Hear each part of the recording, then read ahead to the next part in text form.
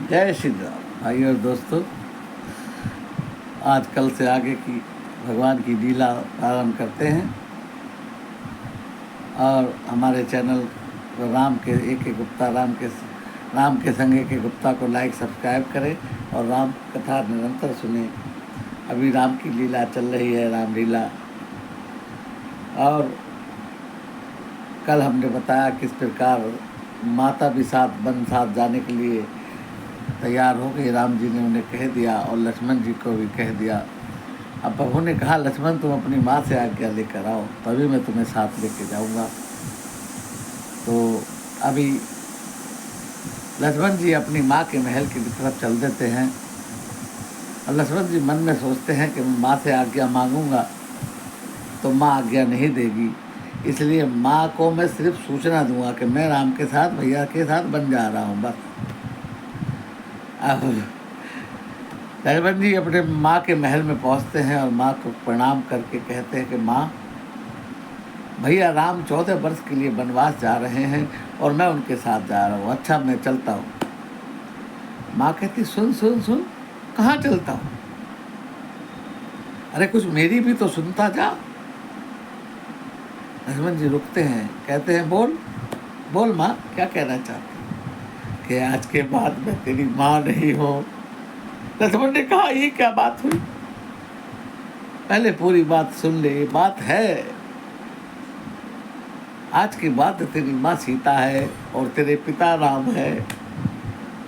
तूने 14 वर्ष उनके साथ रहना है, तो जैसे माँ बाप की आज्ञा होती है वैसे ही जो वो आज्ञा दे वही करना है। अब मेरी जरूरत नहीं है, जो माँ से पूछना है वो सीता माँ से पूछना है, और जो पिता से पूछना है वो राम से पूछना है। वही तेरे दोनों माता पिता हैं आज के बाद। लक्ष्मण जी चले जाते हैं। बड़ा मार्मिक दृश्य है। अब राम लक्ष्मण सीता जी तीनों जने कैकेयी के महल में पहुंचते हैं और आगे की लिए प्रस्थान करते हैं। महाराज की निद्रा जागती है, महाराज का मूर्छा जागती है, तो महाराज राम से चिपट जाते हैं और कहते हैं, राम तुम बन ना जाओ, यदि तुम बन गए तो मैं जीवित नहीं रहूंगा। लेकिन राम कहते हैं कि पिताजी आप चिंता ना करें, मैं शीघ्र ही वापस आऊंगा। तब दशरथ जी सुमित्र को बुलाते हैं और कहते हैं कि देखो सुमित्र, तुम रथ में इन तीनों को लेकर जाओ और कुछ दिन वन में घुमाकर 2-4 दिन ले आना। अगर राम नहीं आए तो लक्ष्मण और सीता को ले आना, और लक्ष्मण भी ना आए तो सीता को जरूर ले आना, नहीं तो मैं जीवित नहीं बचूंगा। अब सुमित्र जी रथ में बिठाकर निकलते हैं। सारे नगर के लोग पीछे लग जाते हैं। नगर के लोग सोचते हैं, भगवान तो रथ में जा रहे हैं तो तेज चलाएंगे, हम पीछे रह जाएंगे, हम अपने बाहर घर छोड़ आए। हमने सोचा था भगवान पैदल जाएंगे, लेकिन भगवान नगर के अंदर तो पैदल ही गए और नगर के बाहर रथ में बैठ कर गए। तो सारे अयोध्यावासी पीछे पीछे चलने लगे। भगवान सोचे तो पूरा नगर ही वन में जाने को तैयार है। इसलिए तमसा नदी के तट पर भगवान ने विश्राम किया और अपनी माया की प्रेरणा करके सबको गहरी निद्रा में सुला दिया। और मध्य रात्रि में ही सुमंत्र जी से बोले कि घोड़े को इस प्रकार चलाओ कि उसके पाँव के निशान ना रहें, और प्रभु वहाँ से छोड़कर चले गए। अब भगवान निषाद गुह की सीमा में प्रवेश कर दिए, और जब निषाद राज को पता चला कि भगवान अयोध्या के राजा राम आए हैं, तब राम जी आए हैं, तो दौड़े दौड़े आए और प्रभु के चरणों में प्रणाम किया। प्रभु से कहने लगे कि प्रभु, यदि आपको वन में ही रहना है तो आप अयोध्या से बाहर ही रहना है तो आप मेरे महल में रहिए, मेरी कुटिया में रहिए। उन्होंने कहा, मेरा विशेष उदासी व्रत है, मैं किसी भी नगर के अंदर नहीं जा सकता, आज हम यहीं आपके यहाँ विश्राम करेंगे। तब निषाद राज जी नगर के बाहर ही एक वृक्ष के नीचे भगवान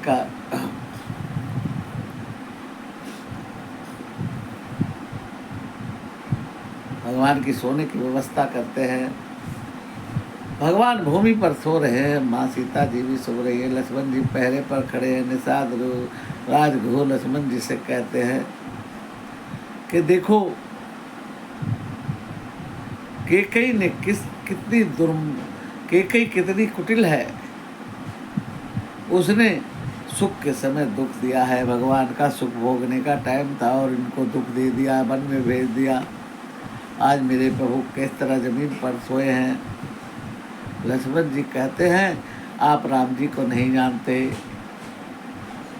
कोई किसी को दुख नहीं देता, सुख नहीं देता, सब अपने कर्मों को सुख दुख भोगते हैं। और प्रभु तो अपनी आप ये राम जी साधारण जीव नहीं है, ये ब्रह्म है और ये अपनी इच्छा से ही बनाए हैं। इसमें किसी का कोई दोष नहीं है। ये ब्रह्म है, ब्रह्म, इनकी अपनी इच्छा होती है जो वो करते हैं। अब जब ये बात लक्ष्मण और निषाद राज घू कर रहे हैं, उस समय केवट द्वार पर तीर कमान लेकर पहरा दे रहा है। वही लक्ष्मण जी की और निषाद राज घू की बात सुन लेता है। निषाद गुरु जब जाने लगते हैं तब केवट कहता है कि प्रभु आपसे कुछ मांगना है। निषाद राज कहते हैं मांगो। कि प्रभु मैं चाहता हूँ कल घाट पर केवल मेरी नाव ही लगे। कि ऐसा क्यों?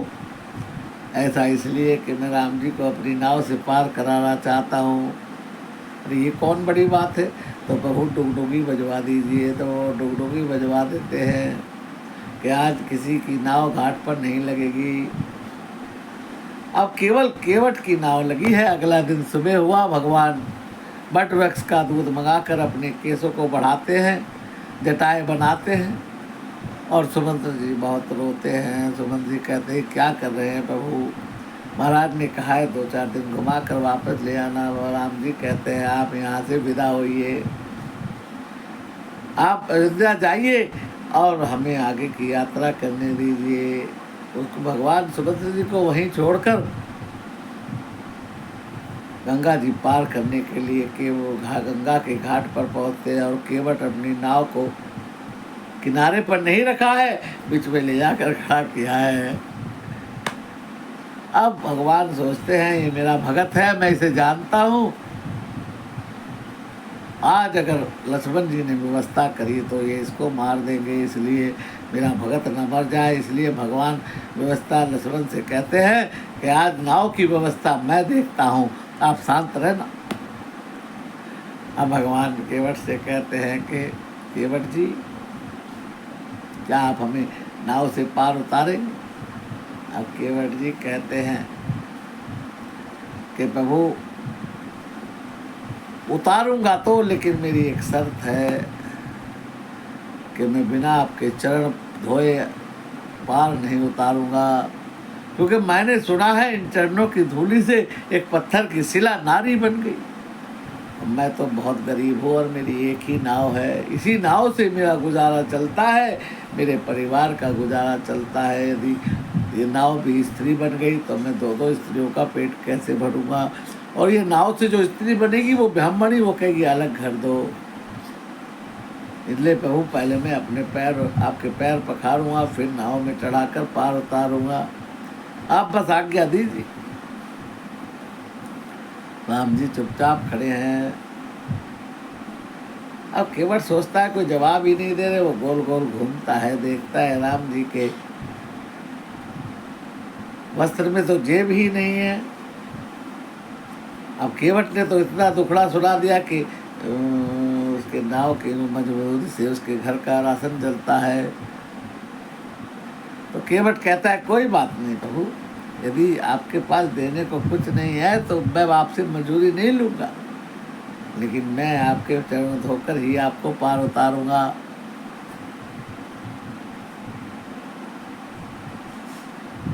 अब भगवान कहते हैं ठीक है, पर चरण पखारो। केवट घर के तरफ भागता है और अपनी पत्नी और बच्चों को लेके आता है। एक छोटा सा कठौता लाता है जिसमें एक ही पैर आए और भगवान के चरण रखकर उस पर उसको धोता है और पी लेता है। अब दूसरा चरण रखवाता है और उसे धोता है, उसे अपनी पत्नी को पिलाता है। कहता भगवान ये गंदा हो गया, एक बार और रखो। फिर रखता है कि और वो बच्चों को पिलाता है और कहता है मेरे गमछे पे पैर रखो। फिर दूसरा पैर रखता है, उसको बच्चों को पिला, अपने गांव वालों को बांट देता है। जब इस प्रकार कई बार हो गया तब केवट लक्ष्मण जी कहते हैं भैया चलो कितनी बार पैर धोगे, अब तो सबको पिला दिया। कि प्रभु अभी एक और है, बस एक बार और धोऊंगा। देखा वो कौन है कि मेरे आपसे पहले मेरे पितर भी पार जाने के लिए खड़े हैं।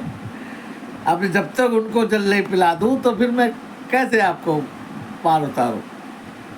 तब वो भगवान एक बार और चरण धुलवाते और केवट चरणामृत का पानी अपने पितरों को अर्पण करता है, अपने पितरों को भी तार देता है। ये केवट बड़ा भाग्यशाली है। अब भगवान केवट की नाव में बैठते हैं और केवट गोल गोल का नाव गंगा जी में घुमाता है और उस पार उतार कर तब दंडवत प्रणाम करता है। अभी तक केवट ने प्रणाम नहीं किया क्योंकि केवट को झगड़ा करना था, लेकिन अब तो उतार दिया, दंडवत करता है। भगवान देखते हैं इतनी गरीबी सुनाए मैं इसको क्या दक्षिणा दूँ, तो सीता जी की तरफ देखते हैं। सीता जी अपनी मुंदरी उतार कर देती है। केवट लेने से मना कर देता है कि मैं उतराई नहीं लूँगा प्रभु, आप वापसी में जब आओगे जो दोगे ले लूँगा, अभी कुछ नहीं लूँगा। भगवान केवट को अपनी भक्ति और आशीर्वाद देकर आगे के लिए प्रस्थान करते हैं। आज की कथा को यहीं विराम देते हैं भाइयों और दोस्तों, आगे की कथा कल करेंगे। जय श्री राम।